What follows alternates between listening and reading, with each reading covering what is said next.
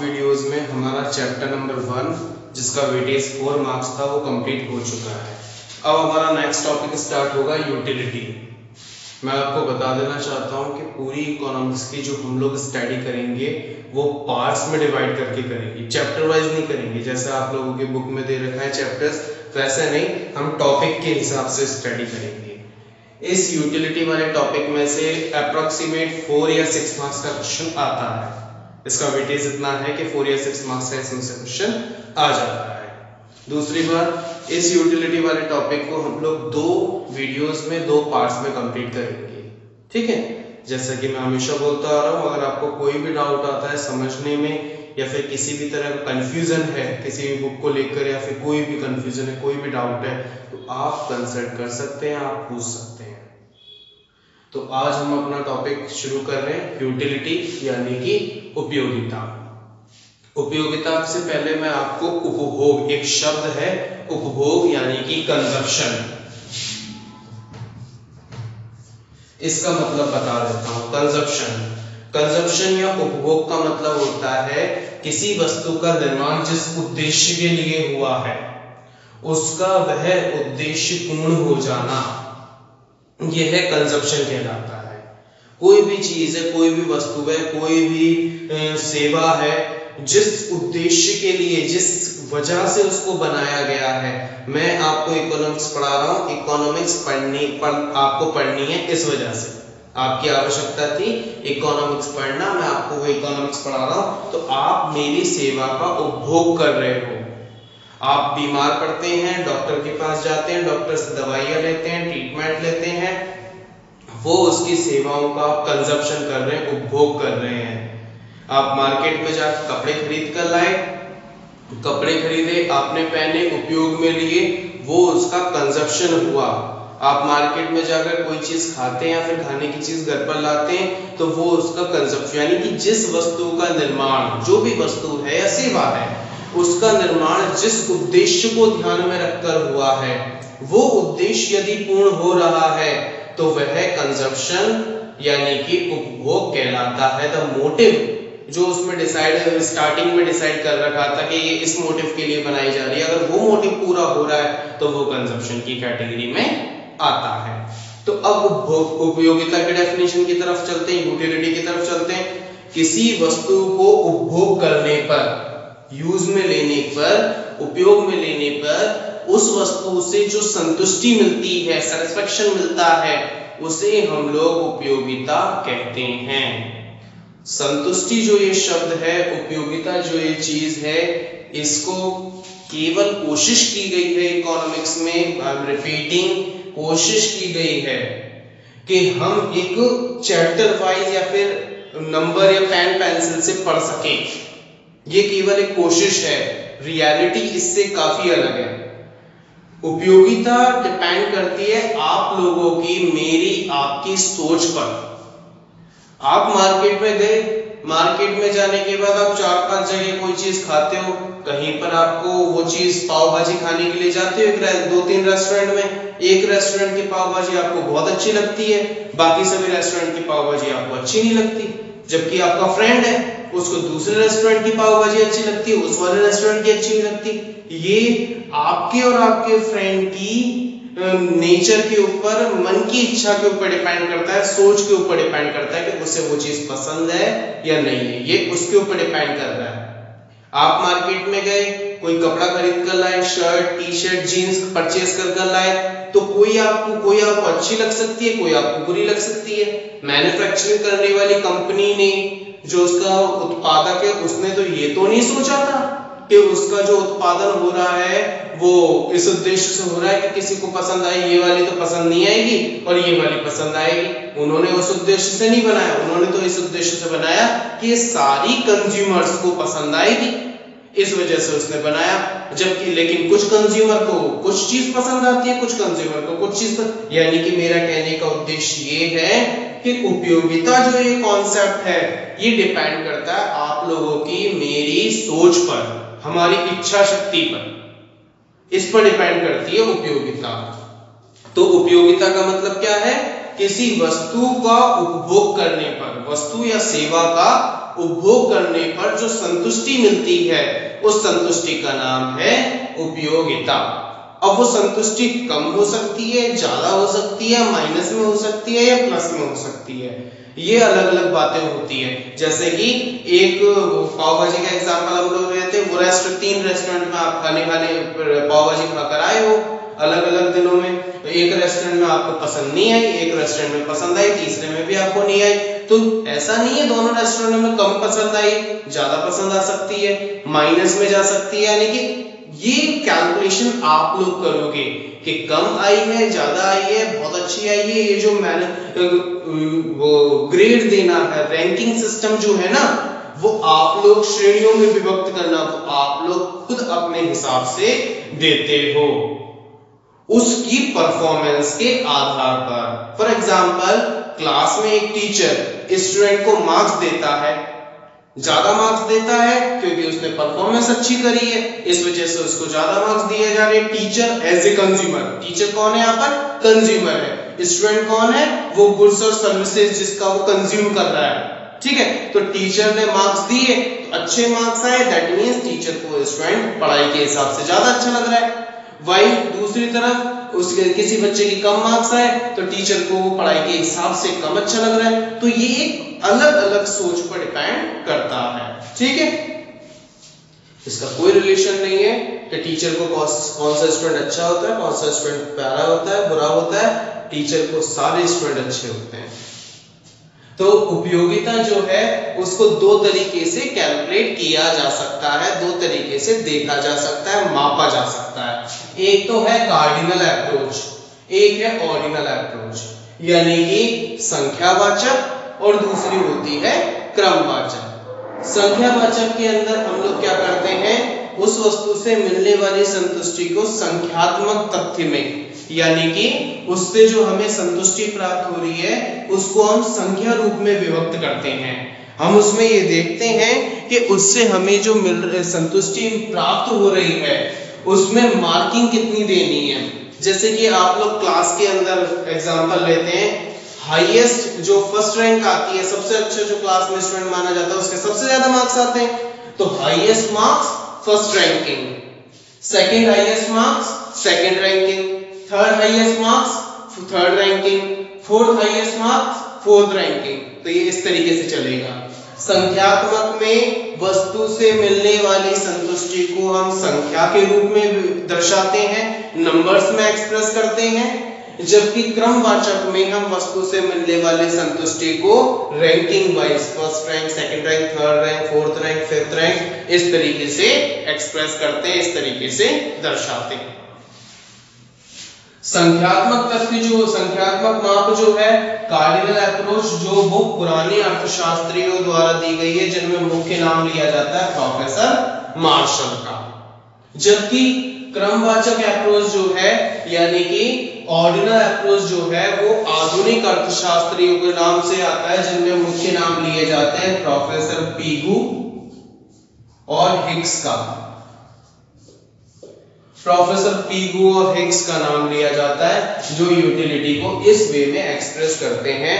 आप सबको भी यूटिलिटी ऐसे ही ज्यादा अच्छी लगेगी कि नंबर देना आप लोगों के लिए भी डिफिकल्ट होगा, लेकिन इस टॉपिक को पढ़ना है, इसलिए नंबर्स अपने दिमाग में सेट रखो, क्योंकि ये यूटिलिटी वाला जो टॉपिक है वो कार्डिनल अप्रोच पर डिपेंड करता है। संख्यात्मक तथ्य के आधार पर हम लोग स्टडी करेंगे। चलिए अब हम देखते हैं यूटिलिटी का मेन सिद्धांत क्या है।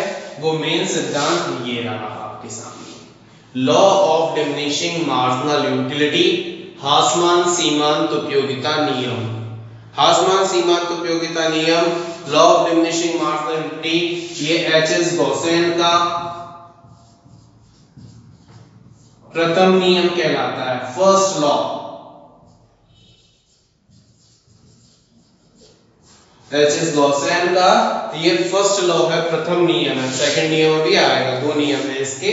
ठीक है, तो हासमान सीमांत उपयोगिता नियम क्या है समझिए, इंपॉर्टेंट है, आगे भी काम आएगा इस वजह से, और इजी है। सबसे बड़ी बात है, अगर आपने इसको प्रैक्टिकली ऐड कर लिया तो ये बहुत ही ज्यादा इजी आपको लगेगा। तो क्या कह रहा है ये नियम, अन्य बातें समान रहने पर कार्डिनल सेटेरिस पार्टिकल्स। अन्य बातें समान रहने पर यदि किसी वस्तु की उपभोग इकाइयां हम बढ़ाते जाते हैं तो उससे मिलने वाली संतुष्टि इकाइयां बढ़ते जाने के साथ घटती चली जाती है। देखिए 2-3 एग्जांपल्स देता हूं, समझ में आ जाएगा। आपको सुबह से भूखे हो, शाम तक भूखे हो, खाना खाना है, शाम हो गई, सुबह से कुछ नहीं खाया, सुबह मम्मी से लड़ाई कर ली थी इस वजह से, अब शाम को तो खाना खाना पड़ेगा क्योंकि भूख लग रही है, खाना सब्जी भी बहुत अच्छी बनी है, बाकी सारे डिशेस बनी है, तो आपको पहली चपाती मिलती है। पहली चपाती की अगर मैं आपसे यूं पूछूं, रुको खाना मत खाना, पहली चपाती की इंपॉर्टेंस बताओ, क्या वैल्यू रखती है आपके लिए पहली चपाती, तो आप लोग क्या कहोगे? पहली चपाती मेरे लिए बहुत जरूरी है, और मैं कहूं नंबर दो, इसको मार्क्स दो, तो आप लोग क्या करोगे? हाईएस्ट मार्क्स दोगे, क्योंकि आप सुबह से भूखे हो, आपने पहली चपाती खाई, इसको आप मार्क्स दे रहे हैं फॉर एग्जांपल 100, ये क्वांटिटी हो गई इसकी, इसको हम मार्जिनल यूटिलिटी कहते हैं, अभी बताऊंगा इन सब के बारे में। आपने पहली चपाती खाई, इसने आपको मार्क्स दे दिए 100, पहली चपाती के बाद फिर दूसरी चपाती मिलने लगी, उससे पहले फिर पहुंच गए, अभी दूसरी चपाती की वैल्यू बताओ, तो तुम पहली चपाती के कंपैरिजन में दूसरी चपाती को थोड़े से कम मार्क्स दोगे। भूख तो लग रही है, लेकिन मार्किंग पहले वाली से कम इंपॉर्टेंस रख रही थी इस वजह से। तीसरी चपाती और कम इंपॉर्टेंस रखती है, क्योंकि अब हमारा धीरे धीरे पेट भरता जा रहा है, हमारी जो जरूरत थी वो धीरे धीरे पूरी होती जा रही है। चौथी चपाती तक हम लोग बहुत नीचे आ जाते हैं, पांचवी चपाती पर हम लोग मैक्सिमम लोग फुली सेटिस्फाइड हो जाते हैं, पूरी तरीके से संतुष्ट हो जाते हैं कि अब नहीं चाहिए, अब रखो अपनी रोटियां, फिर से मम्मी से हम लड़ाई कर सकते हैं, इतनी एनर्जी आ चुकी है हमारे अंदर। छठी चपाती प्यार मोहब्बत में, अरे बेटा अरे कोई बात नहीं बेटा, थोड़ी सी खा, तो थोड़ी सी खाते खाते छठी चपाती आप लोगों ने खा ली, यहाँ पर आप ओवरफ्लो हो चुके, मम्मी से अब आप नहीं लड़ सकते, कैपेसिटी खत्म, क्वांटिटी बढ़ती जा रही है, आपको मिलने वाली संतुष्टि लगातार घटती चली जा रही है। आपको नया मोबाइल फोन मिला, नई स्कूटी या बाइक मिली, स्टार्टिंग में जो फर्स्ट टाइम बहुत दिनों से आप लोग ड्रीम कर रहे थे, मुझे पेरेंट्स अपने दिलाएंगे, पापा दिलाएंगे, मम्मी दिलाएंगी, इस बार तो दिलाएंगे 100%, ठीक है, लेकिन उन्होंने दिला भी दिया, तो स्टार्टिंग में आते ही आते उसको आप बड़े प्यार से रखते हो, बहुत ज्यादा इंपॉर्टेंस है, उसकी वैल्यू एकदम हायर है, सबसे ऊपर पहुंच गई है उसकी वैल्यू, लेकिन जैसे जैसे टाइम निकलता जाता है, समय निकलता जाता है, अन्य बातें समान रहने पर, अभी पिछले चैप्टर में भी कुछ ऐसे एग्जाम्पल था, जैसे जैसे समय निकलता जाता है उसकी वैल्यू आपके लिए खत्म होती चली जाती है। वो आपके लिए स्टार्टिंग में मोबाइल फोन लाए बड़े संभाल कर, फिर धीरे धीरे पलंग पे फेंकने लग गए, सोफे पे फेंकने लग गए, फिर धीरे धीरे गिर रहा है तो ठीक है दूसरा आ जाएगा, एक टाइम लिमिट के बाद धीरे धीरे उसकी जो उससे मिलने वाली जो संतुष्टि है वो धीरे धीरे खत्म होती चली जाती है, हमारा जो अटैचमेंट है, हमारी जो जुड़ाव है उस चीज से, वो धीरे धीरे खत्म, कम कम कम और कम होने लग जाता है, ठीक है, तो ये हमें देखने को मिलता है। लेकिन ये कब हुआ है? जब अन्य बातें समान है, यानी कि अदर थिंग्स रिमेन्स सेम वाली सिचुएशन में। अब वो ऐसी कौन कौन सी चीजें जो सेम रहनी चाहिए, बुक में आपको मिल जाएगा ये सारी चीजें, फिर भी जो बेसिक चीजें मैं आपको बता देता हूं वो क्या है?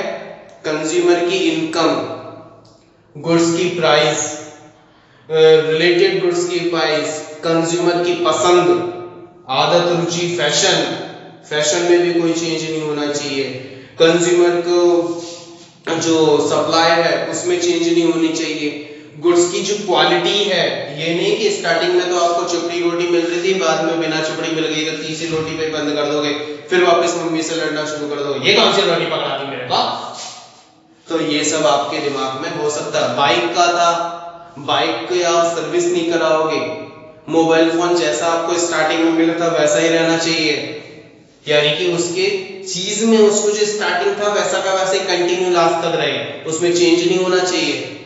आपको जो क्वांटिटी दी जा रही है चेकिंग के लिए वो स्टैंडर्ड क्वांटिटी हो, यानी कि एक अच्छी इकाई हो। स्टैंडर्ड क्वांटिटी कैसे?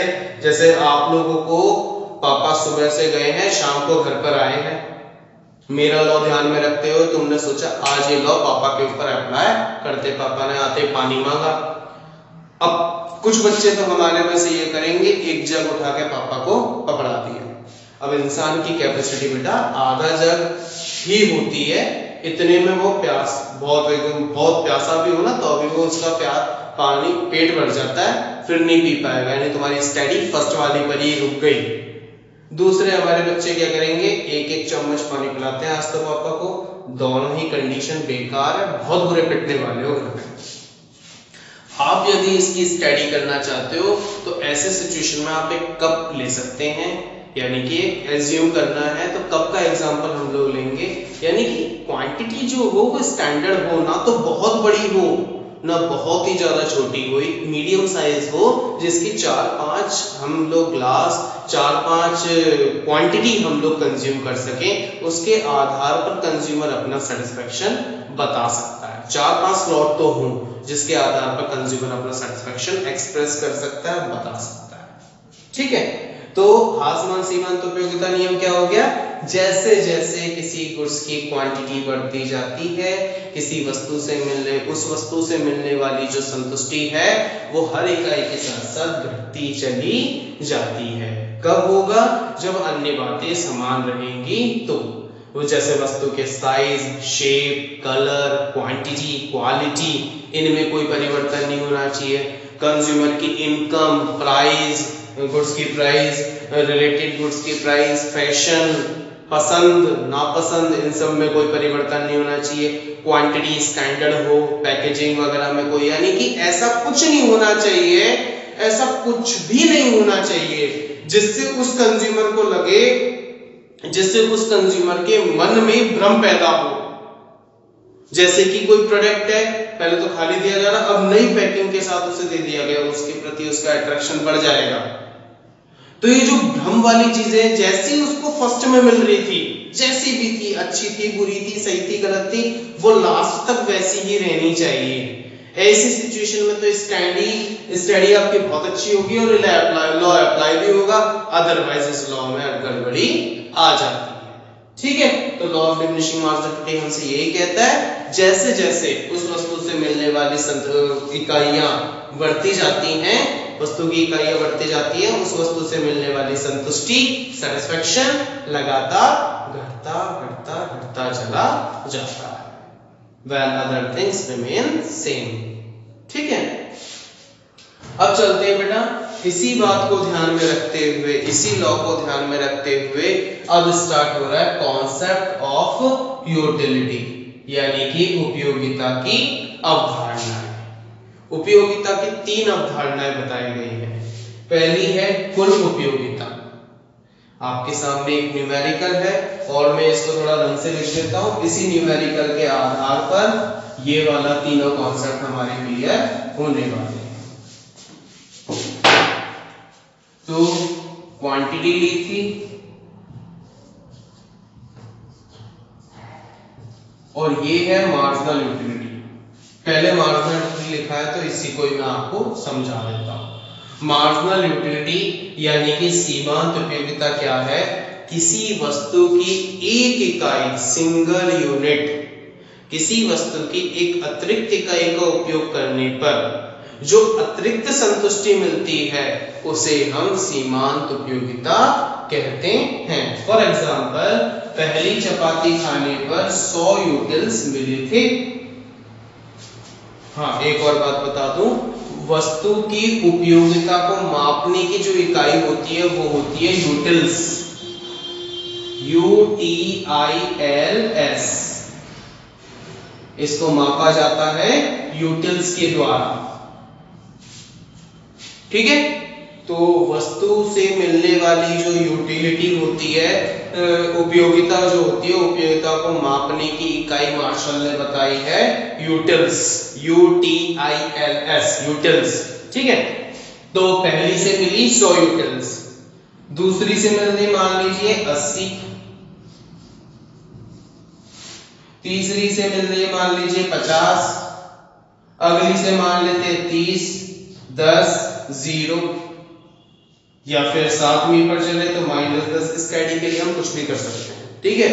तो ये क्या हो रहा है यहाँ पर, पहली एक एक्स्ट्रा केवल एक से 100 मिल रही है, दूसरी से 80 मिल रही है और दोनों से टोटल यूटिलिटी, पहली से 100 दूसरी से 80, शब्द पर ध्यान देना, सेकंड वन सेकंड, दूसरी से 80 तो दोनों से 180, तीसरी से 50 तो तीनों से, टोटल का मतलब तो तीनों का मतलब होता है टोटल, तो तीसरी से 180 और 50 230, चौथी से केवल सिंगल है, चौथी अकेली यूनिट है, चौथी वाली से 30 मिली तो 230 और 30 260 हो गए, यानी चारों से मिलाकर टोटल जो है सभी को लेकर चलता है, यानी कि टोटल यूटिलिटी सभी वस्तुओं का उपभोग करने पर जो कुल मिलाकर संतुष्टि मिली है, कुल मिलाकर उपयोगिता प्राप्त हुई है, उसी को ही हम लोग कुल उपयोगिता टोटल यूटिलिटी कहते हैं। जबकि मार्जिनल यूटिलिटी किसी वस्तु की एक अतिरिक्त इकाई को उपभोग करने पर जो अतिरिक्त संतुष्टि मिलती है उसे हम सीमांत उपयोगिता कहते हैं। पांचवी अकेली पांचवी से 10 मिली है, जबकि पांचों से मिलाकर कितनी मिली है, 100 + 80 + 50 + 30 + 10 270। छठी से कुछ नहीं मिला तो कुल मिलाकर 6 से हुई 270, सातवीं से -10 तो 260। और जबकि ये हमने मार्जिनल से ये निकाला कि फ्रीक्वेंसी से क्यूमुलेटिव फ्रीक्वेंसी जैसे 11th में निकाली, बारंबारता से संचयी बारंबारता वैसे निकाल लेंगे। और यदि कुल से सीमांत निकालना है, उल्टा आना है तो 100 180 में से 100 घटाएंगे 80 आ जाएगा, जैसा कि ये हमारे लिए कहता है एक एक का परिवर्तन है। तो इस तरीके से 260 में से 30 घटाएंगे 230, सॉरी 260 में से 230 घटाएंगे 30, 270 में से 260 घटाएंगे 10, 270 में से 270 घटाएंगे 0, 260 में 270 घटाएंगे -10। इस तरीके से ये होगा। और अगर एवरेज की बात करें, एवरेज यूटिलिटी की अगर वो कहता है कि औसत उपयोगिता बताइए, तो औसत उपयोगिता के टाइम पर हम लोग क्या करेंगे, कुल उपयोगिता में फॉर्मूला देख लीजिए, कुल उपयोगिता में इकाइयों का भाग देंगे। इस फॉर्मूले और इस फॉर्मूले में थोड़ा सा अंतर है। किसका है ये, सीमांत उपयोगिता का। क्या है, delta TU upon delta Q। इसका मतलब क्या होता है, कुल उपयोगिता में परिवर्तन बटे इकाइयों में परिवर्तन, कुल उपयोगिता में परिवर्तन बटे इकाइयों में परिवर्तन। मैं आपको एक बार और इसकी परिभाषा बोल देता हूं कि इसकी डेफिनेशन हमें क्या कहती है। किसी वस्तु की एक अतिरिक्त इकाई का उपभोग करने पर जो अतिरिक्त संतुष्टि प्राप्त होती है उसे हम सीमांत उपयोगिता कहते हैं। तो इस वजह से डेल्टा का, अब इसमें रियलिटी में फॉर्मूला यहाँ पर एक एक का चेंज था इसलिए मैंने माइनस करवा दिया, जबकि रियलिटी में इस फॉर्मूले का कैसे उपयोग होना चाहिए था, delta Q। For example second unit पर हमें निकालना है कि दूसरी इकाई पर सीमांत उपयोगिता कितनी है, ये पता करो, ये निकालिए। तो कैसे करेंगे, कुल उपयोगिता में परिवर्तन, यहाँ पर कितना परिवर्तन हुआ है 180 माइनस 100, और इसी समय पर इकाइयों में कितना परिवर्तन हुआ है 2 माइनस 1, तो बराबर कितना हुआ 80 बटे 1, तो 80 आ गया। इसी तरीके से और भी बता देता हूं एग्जांपल करके। मान लीजिए यहां 5 की जगह सीधे ही 6 होता और हमें इस छठी इकाई पर निकालना होता कि भाई छठी इकाई पर सीमांत उपयोगिता निकालो। 4 से 5 नहीं है, 4 से सीधे 6 है, तो वो ये 260 से 270। तो फॉर्मूला क्या था, डेल्टा TU यानी कि कुल उपयोगिता में परिवर्तन, डेल्टा Q इकाइयों में परिवर्तन। तो डेल्टा TU कितना 270 माइनस 260, 270 माइनस 260 बटे डेल्टा क्यू 6 माइनस 4, 6 माइनस 4 बराबर कितना हुआ 10 बटे 2 बराबर 5। तो यहाँ पर कितना आना चाहिए था 5, लेकिन यहाँ पर एक एक का ही परिवर्तन है, इस वजह से हमने सिंपली नीचे वाली संख्या में से ऊपर वाली संख्या को घटा दिया। ठीक है। और अगर बात आ जाती है औसत उपयोगिता की, यानी कि इसमें क्या करते हैं TU अपॉन, यहाँ पर डेल्टा नहीं लगेगा, यहाँ पर कुल उपयोगिता में इकाइयों का 100 में 1 का भाग दिया 100, 180 में 2 का भाग दिया 90, 230 में 3 का भाग दिया तो 7 और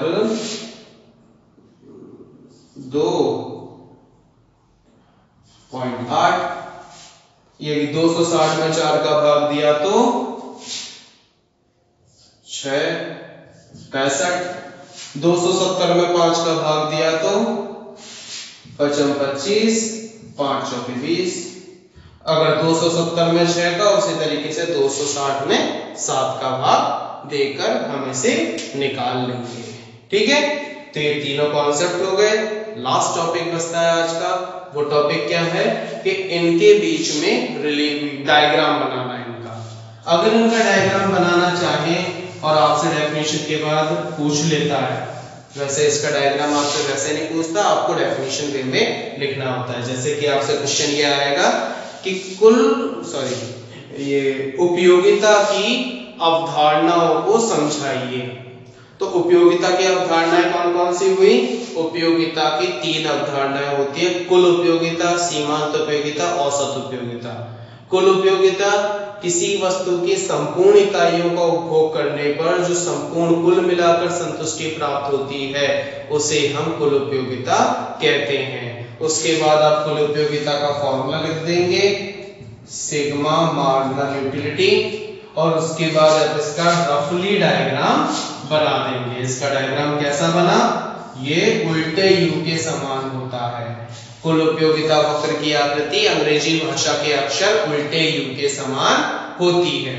उसके बाद आपसे पूछता है सीमांत उपयोगिता, किसी वस्तु की एक अतिरिक्त इकाई का उपभोग करने पर जो अतिरिक्त संतुष्टि प्राप्त होती है उसे हम सीमांत उपयोगिता कहते हैं। किसी वस्तु की एक एडिशनल यूनिट को कंज्यूम करने पर जो एडिशनल सेटिस्फेक्शन मिलता है उसको हम मार्जिनल यूटिलिटी कहते हैं।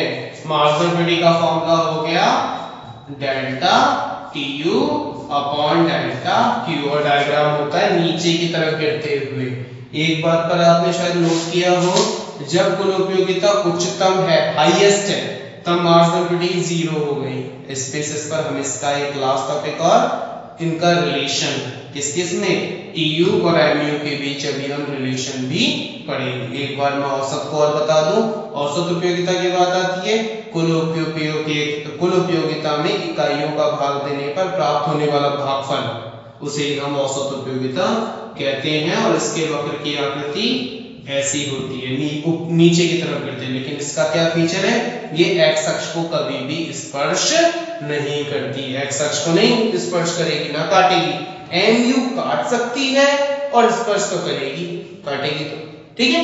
तो कुल उपयोगिता वक्र की आकृति अंग्रेजी भाषा के अक्षर उल्टे यू के समान, जबकि औसत उपयोगिता और सीमांत उपयोगिता वक्र की आकृति नीचे की तरफ गिरते हुए ऋणात्मक प्रवणता वाली होती है। चलिए अब relationship between total utility and marginal utility, कुल उपयोगिता और सीमांत उपयोगिता के मध्य संबंध ये देख लेते हैं। जब कुल उपयोगिता बढ़ती है तब सीमांत उपयोगिता धनात्मक होती है।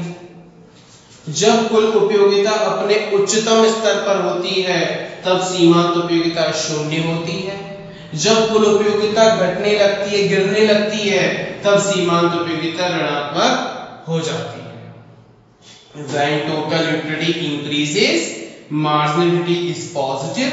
When total utility reaches its top, marginal utility becomes zero. When total utility starts declining, marginal utility become negative. ये इनके मध्य रिलेशन हुआ। और ये आज का टॉपिक हो जाता है हमारा कंप्लीट। आज हमने क्या क्या पढ़ा? सबसे पहले तो हमने देखा यूटिलिटी की डेफिनेशन, किसी वस्तु का उपभोग करने पर जो उपभोक्ता को संतुष्टि प्राप्त होती है उसे हम उपयोगिता कहते हैं। इंग्लिश में want satisfaction power of any commodity is known as utility. उपयोगिता को दो तरीकों से दो मापों में मापा गया है। एक तो होता है कार्डिनल अप्रोच और एक है ऑर्डिनल अप्रोच, यानी कि संख्यात्मक माप और क्रमवाचक माप। संख्यावाचक माप की अवधारणा दी है पुराने अर्थशास्त्र, जिनमें मुख्य नाम है प्रोफेसर मार्शल। इसके अंतर्गत हम वस्तु से प्राप्त होने वाली संतुष्टि को संख्या देकर, नंबर्स के रूप में एक्सप्रेस करते हैं, नंबर्स के रूप में दर्शाते हैं। जबकि ऑर्डिनल अप्रोच यानी कि क्रमवाचक, इसके अंदर इसकी अवधारणा, ये जो कॉन्सेप्ट दिया है वो आधुनिक अर्थशास्त्री, जिनमें मुख्य नाम आता है प्रोफेसर पिगू और प्रोफेसर हिग्स का, इन्होंने दी है। इनके अनुसार वस्तु से प्राप्त होने वाली संतुष्टि को इसमें हम किसके आधार पर दर्शाते हैं?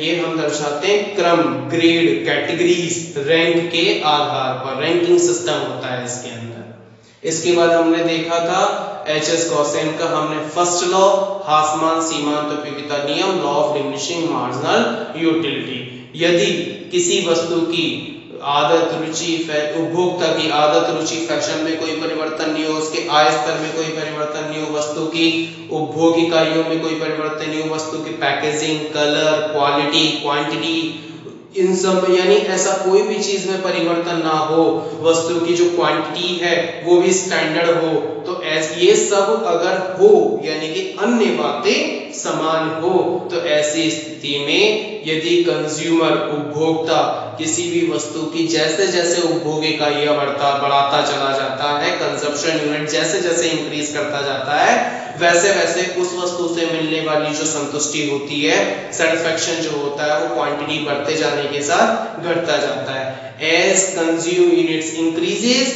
Marginal utility tends to decline. जैसे जैसे उपभोग इकाइयां बढ़ती जाती है, सीमांत उपयोगिता घटती चली जाती है। आगे हमने देखा था कि उपयोगिता की तीन अवधारणाएं होती हैं, कुल उपयोगिता, सीमांत उपयोगिता और औसत उपयोगिता। कुल उपयोगिता वस्तु से मिलने वाली समस्त उपभोक्ताओं द्वारा उपभोग की गई समस्त वस्तुओं के उपभोग से जो कुल मिलाकर संतुष्टि प्राप्त होती है, उसे हम कुल उपयोगिता कहते हैं।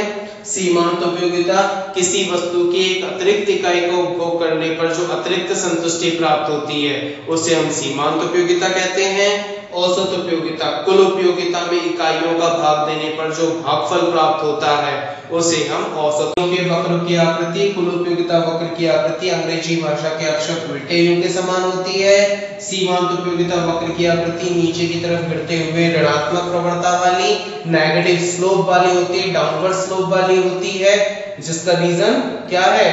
Law of diminishing marginal utility, हाफमान सीमांत उपयोगिता नियम। और ये जीरो होके माइनस भी हो सकती है, क्या? सीमांत उपयोगिता। और औसत उपयोगिता कुल उपयोगिता में इकाइयों का भाग देने पर जो गुणनफल प्राप्त होता है, उसे हम औसत उपयोगिता कहते हैं। इसके वक्र की आकृति भी नीचे की तरफ गिरते हुए ऋणात्मक प्रवणता, डाउनवर्ड स्लोपिंग वाली होती है, लेकिन ये एक्स अक्ष को कभी भी स्पर्श नहीं करता। और लास्ट पॉइंट हमने पढ़ा था कुल उपयोगिता और सीमांत उपयोगिता में संबंध, वो ये था जब कुल उपयोगिता बढ़ती है तो सीमांत उपयोगिता धनात्मक होती है, जब कुल उपयोगिता अपने उच्चतम स्तर पर होती है तो सीमांत उपयोगिता शून्य होती है, जीरो होती है। जब कुल उपयोगिता टोटल यूटिलिटी घटने लगती है तो मार्जिनल यूटिलिटी माइनस हो जाती है, सीमांत उपयोगिता ऋणात्मक हो जाती है। ये हमने आज पढ़ा है। इसके बाद कल हमारा टॉपिक स्टार्ट होगा कंज्यूमर इक्विलिब्रियम, यानी कि उपभोक्ता संतुलन। ठीक है, थैंक यू। अगर इसमें कोई भी डाउट हो, आई एम अगेन रिपीटिंग, कोई भी डाउट हो आप मेरे से कंसल्ट कीजिए। और वीडियोस को रेगुलरली स्टार्टिंग से देखो, बीच बीच में ना देखकर स्टार्टिंग से देखोगे पूरा समझ में आ जाएगा, बीच बीच में देखोगे तो वो लिंक टूट जाएगी और आपको अच्छे से समझ में नहीं आएगा।